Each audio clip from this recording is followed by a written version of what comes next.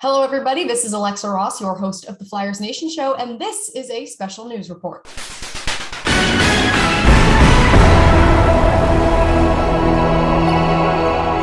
Welcome to this special edition of the Flyers Nation Show. I'm your host, Alexa Ross.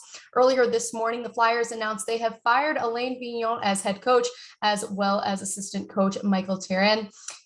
Mike Yeo will serve as the head coach in the interim, and that is effective immediately. You know, I've asked Mike to come in and he's a detail guy. He's had some success in this league. And, right now we got to forge a new identity. We got to learn to play the game the right way, and we got to get guys buying in. So, it's a tough day today, but hopefully this is a new beginning as well. President of Hockey Operations and General Manager Chuck Fletcher addressed the media this afternoon and admitted that the process has been off all year long. The process right now isn't right. We have to get back to playing the right way and defending a little bit better. And the details in our game have to be better. And that's what I've asked Mike to do. And Mike, in my opinion, is an excellent coach in that regard. And he has the ability to get these guys playing better. That was Chuck Fletcher speaking with the media earlier this morning. And here's what Claude Giroux had to say about the firings. Yeah, I think right now we, I don't know about turning the page, but more of a wake-up call. I mean, obviously, to our coaches, got let go, but at the end of the day, it's not on them. It's on our group, players, coaches, everybody that's involved with us playing hockey. It's it's the business side of it. It's not fun, but right now it's got to be a wake-up call for us. That was Claude Giroux recapping everything that happened today, and those are his thoughts. So now let's listen to some of the thoughts of someone on our Flyers Nation staff. Joining me now is Editor-in-Chief Jake Modugno. Jake, thanks for joining us. Thanks for having me, Alexa. I'm finally glad to be on. Talk to me a little bit about what your initial reaction was when you heard that AV had finally been fired. My first reaction was I was surprised they finally did it. For how long they had been losing games. I mean, the streak had hit 8 games after last night's loss. And, a lot of people figured maybe after the Rangers loss last week, then maybe that would have been the final straw. I'm honestly surprised they just made the change, honestly, especially after Chuck Fletcher's comments last week in his press conference, more or less putting the onus on the players. And especially after giving a vote of confidence to his coaching staff after last season with all the battles they had with COVID and injuries they had last year. So it was definitely a little surprising, but I'm a little relieved that they finally took the next step in evaluating this team and deciding that they needed to make a change.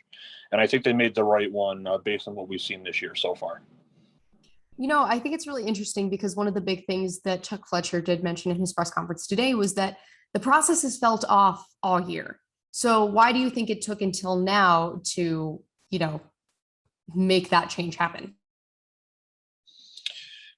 I think when you look at the process as a whole, I would agree it's been a pretty poor team so far. The first 10 games or so, they were at least scoring goals and they looked exciting to watch, and they were actually winning a lot of games. They won 8 of their first, I think, 12 or 13 games or so. They were legitimately a somewhat good team to start out with.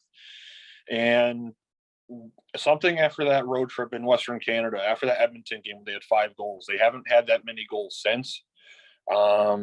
Something just kind of snapped after that, where they weren't getting out the offensive production like they were earlier in the year. Defensively, the structure is starting to go away a little bit, which is a little cause for concern, but their penalty kill still playing well, which is fine. Just something after that road trip just went sour for them. And part of it is injuries we've seen this year. They've been bit by the bug pretty hard. Ryan Ellis has only played 4 games this year. Kevin Hayes has missed plenty of time, with his abdominal injuries. To a lesser extent, they've missed Patrick Brown with his thumb. He's finally back in the lineup, though. Derek Brassard is still a little bit away from returning, but at times he's been productive in the lineup. So part of it is they really haven't had a fully healthy lineup really this year. So that might be part of the process has been bad for them. But I mean, there's just something. It was a mix of coaching and a mix of poor results from the players, mainly the offensive production. A lot of guys have been going cold. It was just a very poor mixture of things that kind of just preceded today's events.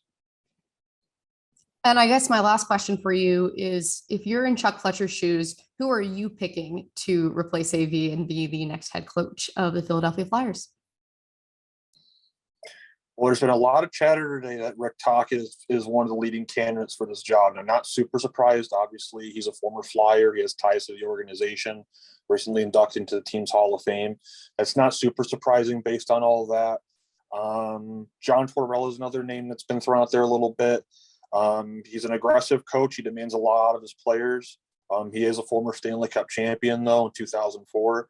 That's another guy who might be on their radar. They honestly could just stick with Mike Yeo. Chuck Fletcher has hired him before as his head coach in Minnesota. He's also was a head coach in St. Louis before Craig Berube took over there. Depending on how this next stretch of hockey goes for the Flyers, if they start to win games and be more competitive and maybe claw back into the playoff race a little bit, maybe they look at him as a top candidate as well. But those are probably the three names I'd look at and say would be in consideration for this job. Awesome, Jake. Thank you so much for joining me. And thank you guys so much for watching. We'll see you guys next time.